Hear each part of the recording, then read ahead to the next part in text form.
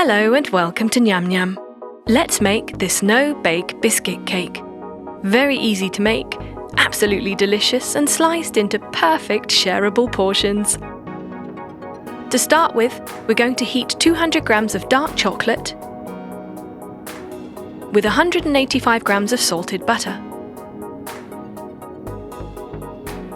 Keep mixing them as they melt.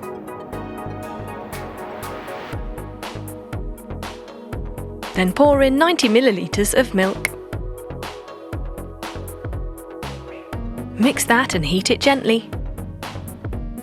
Next, add 180 grams of digestive biscuits to a bowl. Break them up, and then break in 75 grams of walnuts. Now pour on your melted mixture. Give it a bit of a stir, being sure to cover all the broken pieces.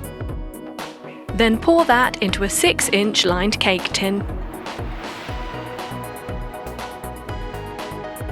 Just spreading it evenly. Then chill it till it sets. Once it's ready, you can remove it from the tin and slice into portions. For a finishing touch, dust on some powdered sugar. And there you have it. No-bake biscuit bite. Enjoy!